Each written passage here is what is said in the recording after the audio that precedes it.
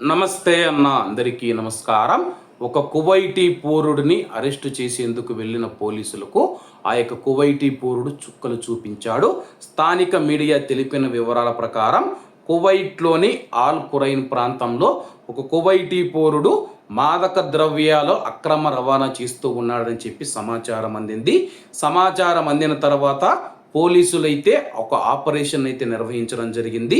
ఒక భద్రతా బృందాన్ని ఏర్పాటు చేసి నిందితుడు ఉన్న ఇంటికైతే పోలీసులు చేరుకోవడం జరిగింది.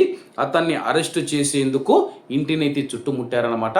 అతడు తప్పించుకొని పోకుండా ఇంటిని మొత్తం చుట్టుముట్టేసి, అలాగే అతను బయటికి వచ్చిన తర్వాత లేకపోతే లోపలికి పోలీసులు వెళ్ళిన తర్వాత పారిపోయే ప్రయత్నం చేస్తే బయట ఉన్న పోలీసులు ఎవరైతే ఉన్నారో అతన్ని అరెస్టు చేసే విధంగా పోలీసు బృందం మొత్తం అయితే ఏర్పాటు చేయడం జరిగింది.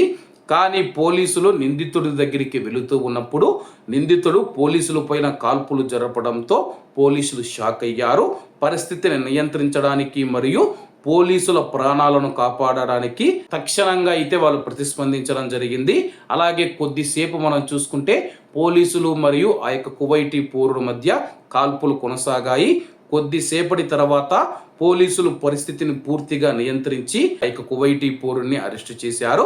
ఆపరేషన్ సమయంలో అధికారులు 3 తుపాకీలు మరియు అలాగే బుల్లెట్లు మనం చూసుకుంటే అతని దగ్గర లెక్కలేనన్ని బుల్లెట్లు ఉన్నాయని చెప్పి పోలీసులు వెల్లడించారు. నిందితుడిని ప్రమాదకరమైన వ్యక్తిగా పరిగణిస్తామని చెప్పి, ఎందుకంటే అతను గతంలో కూడా మాదక ద్రవ్యాలు మరియు సైకోట్రోపిక్ మాత్రలు కలిగి ఉండడం మరియు అక్రమ రవాణా చేయడం వంటి కేసులలో అరెస్ట్ అయ్యాడు. అతను ఇటీవలే జైలు నుంచి విడుదలయ్యాడని చెప్పేసి, కానీ తన యొక్క నేర కార్యకలాపాలను కొనసాగించాడు. నిందితుడికి ఒఫ్రాలో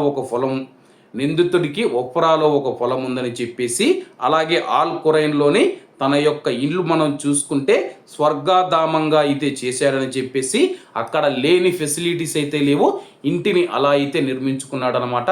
ప్రస్తుతం అయితే అతన్ని అరెస్ట్ చేసి చట్టపరమైన చర్యల కోసం సంబంధిత అధికారులకు రెఫర్ చేశారు. కాబట్టి అందరూ బాగుండాలి, అందులో మనం ఉండాలి. అందరికీ నమస్తే అన్న, జై హింద్.